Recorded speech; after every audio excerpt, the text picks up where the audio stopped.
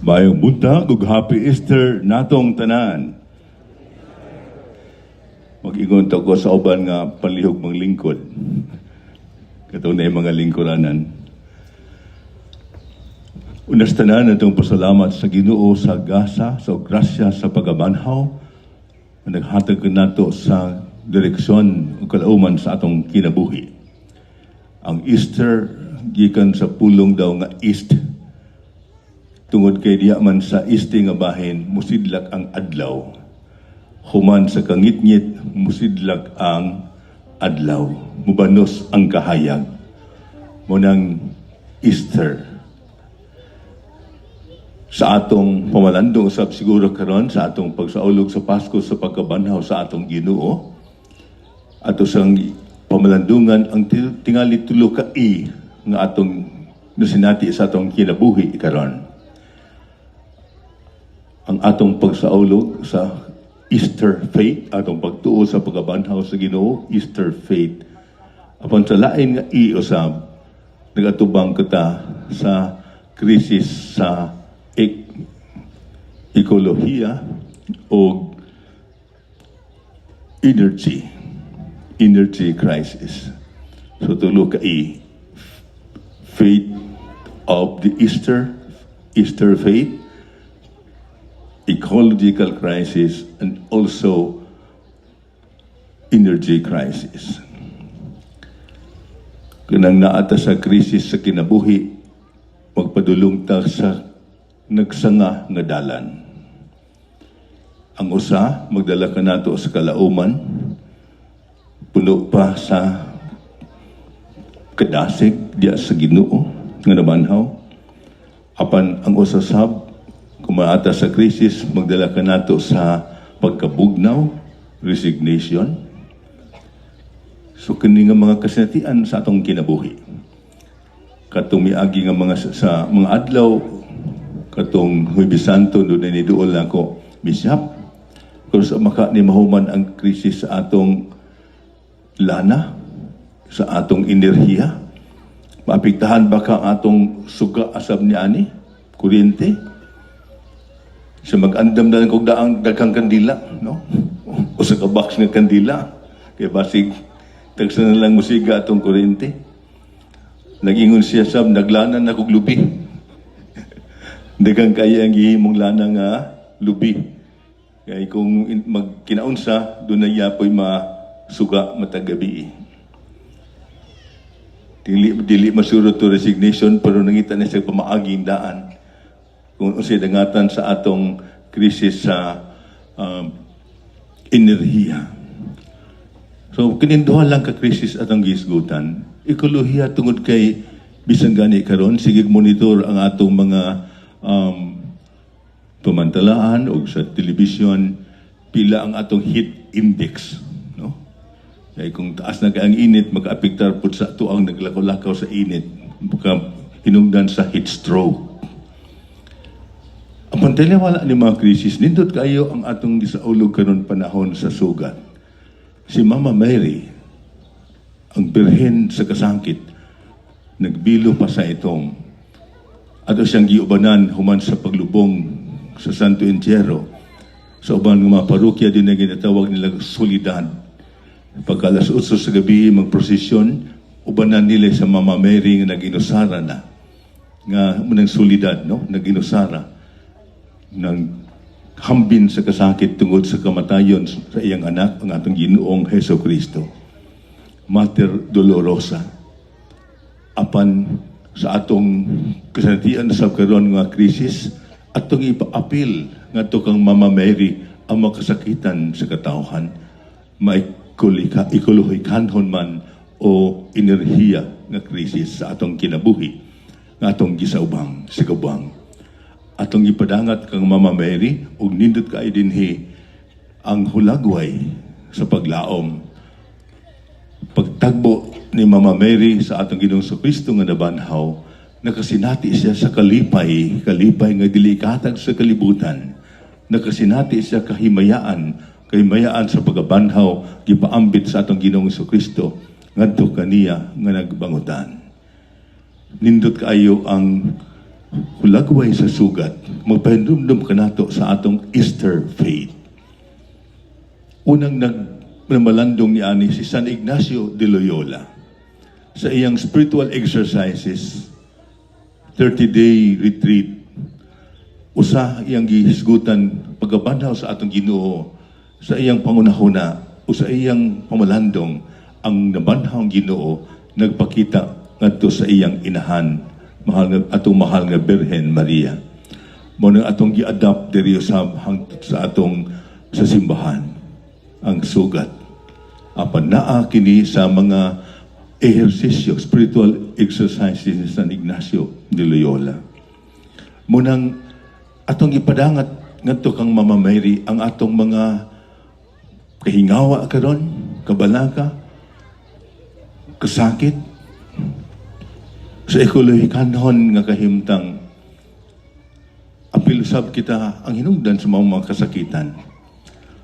1980s pa, usa ka Colombian nga pari sa usami si Father Vincent Bus. Mo na ni ang ilang gipamalandungan may tungod sa atong kinaiyahan o kabuhatan. Pauban ni Father Sean McDonough.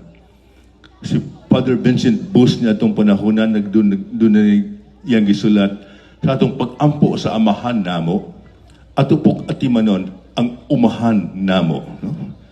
Doon na siya libro, Umahan Namo. Ang atong pag-amping sa kabuhatan o kinaiyahan. Ang panindot kaya ang pamalandong 1980s pa, late 1980s, nag-ingon siya. Datong panahon na 1960s to 1980s, kusog kayo ang laging uguban pa. Matod pa niya, we crown Mindanao with thorns. We strip her of her riches and material endowments. We stripped her of the forest. We stripped her. We plundered the land and the sea. We polluted the water and the sea. Kumunang karon, gainom na tag mineral water. We eroded the mountains and we flood the lowlands. We impoverished the earth and also we impoverished more the poor people. Plus the gold rush that is also happening in our country, in our land, Mindanao. Ang agriculture nga mag-promote unta sa culture sa kinabuhi sa tanan na himong usahay agri-destruction. Ang forest cover 1980s, 60s, nasa 80% ang forest cover sa Mindanao. Karon na lang sa 15% to 24%. Gisulat nila ni Father Vincent Bus 1980s pa. Karon kitay nagaani sa mga ginabuhat usab nato kaniadto nga dili ay maayo. Kini usab nga mga krisis atong ipadangat sa Ginoo. Of course, krisis sa enerhiya. Apan nindot kay nga pamalandungan beneath this crisis, ecological and energy crisis is a moral and spiritual crisis. Sa atong giingon tungod sa nanghinubra nato nga gusto mo angkon mga butang sa kalibutan, greed, tungod sa garbo o power struggle karon sa atong mga world leaders sa kini ang atong nadangat nga kahimtang energy and ecological crisis. Mga ningatong panahon sa sugat, nindot kayong ipadangat nato ni ngadto kang Mama Mary. Siya nga nakasinati karon sa kahimayaan o kalipay pinaagi sa pagkabanaw sa atong Ginoo Kristo. Dili gyud sa mubiya kanato. Siya magdala niining tanan ngadto sa atong Ginoo nga nabanhaw. Mao nang atong pagsaulog karon sa pagkabanaw sa Ginoo, our Easter faith mo gyud maghatag kanatog kusog sa pagpadayon pag-atubang nining krisis nga atong nasinati sa atong kinabuhi. Hinumduman nato kining atong kasaulugan sa Semana Santa, dili lang biya ni kabahin sa kalendaryo. It is not just a calendar date. Pasko sa pagkatao, sunod Semana Santa na po, so tuyok-tuyok lang. But it is not just a calendar date. Matag sa ulog nato niini, dako kini-kinikayog kalambigitan sa atong pagkinabuhi matag adlaw. Kaya ang liturhiya naghulagway sa atong kinabuhi. Liturgy is life. Mubitaw nga usahay ang atong tutok, labi na sa atong panahon sa social media karon, daghan kay magbantay unsay mga sayop sa liturhiya. Apan dili sila makabantay sa unsay panghitabo sa katilingban. Mao nga si Pope Leo gani nagkanayon sa kahimtang karon nga itong dunay gibombahan nga building unya dunay mga bata nga na apitahan na nalipitan sa mga naguba nga building. Nag-ingon siya, a single child crying beneath the rubble of the damaged building because of war. Every amen that you utter, every amen that you utter before God, ikaw nga napasiugda sa gubat, will be a blasphemy. Blasphemous. Ampo kag amin sa Ginoo, apan ikaw napasiugda sa gubat, kay bata, biktima sa gubat, naghilak sa kasakit, una maingon na kag amin. That's blasphemous. Usahay ang automatikdan, mga sayop sa liturhiya, blasphemous. Pero di ta kakita unsay nang hitabo sa kalibutan o katilingban. That is more blasphemous. Nga magsulti ka, mag-ampog, amen, apan dunay biktima, bata dinhi naligpitan tungod sa imong tinguha sa pagpakiguban. Our Easter faith, doon nagkikalimbigitan sa atong pagkinabuhi matang adlaw. Siya gyud maghatag ka nato kusog sa atong pagpadayon sa pagkinabuhi taliwala nining krisis. Mao pa ni San Pablo nga siyang sulat kadto sa Korinto, kung atong Ginoong Kristo wala pa mabanhaw, kawang ang tanan. Kawang atong pagtuo. Apan pagkabanhaw sa atong Ginoo, doon kahulugan ang atong pagkinabuhi nining kalibutan. Ug doon kitay paglaom ang atong pagtuo sa nabanhaw nga Kristo nga atong gipamalandungan niya maging tuig Jubilee of Hope, maugay maghatag ka na itong paglaom. Padayon ta. Mato pa sa simbahan karon sa atong pag-implementar sa sinodal, isip sinodal nga simbahan, sulong padayon. Padayon sa pagkinabuhi, diha sa nabanhaw nga Ginoo, uban sa atong Kamama Mary. Ikaduha, diya sa sulat ni San Mateo sa pagkabanhaw sa atong Ginoong Kristo, Kapitulo 28, versikulo 2. Giulagban ni San Mateo ang pagkabanhaw sa atong Ginoong Kristo kauban ang dakong linog. No? Naglinog na ba gabi? Asa ganito dapit? Davao na po, no? Na naglinog na ba itong pagkabanhaw sa atong Ginoo? Apan unsay pasabot ni San Mateo ni adto basta nag-ingon ta, uy, delikado ba niya magsaulog to sa pagkabanhaw kay maglinog pud? Apan unsay kahulugan niya atong pagsulat ni San Mateo sa pagkabanhaw sa atong Ginoo nga dunay dakong linog. Ang mga anghel na naog o ang bato nga gisalipod sa lubnganan ni Jesus na isog. Ang kahulugan niya adto nga ang atong Ginoong Kristo nga nabanhaw siya, dili lang di ay alang kanatong katawhan, kundi alang sa tibuok kamugnaan.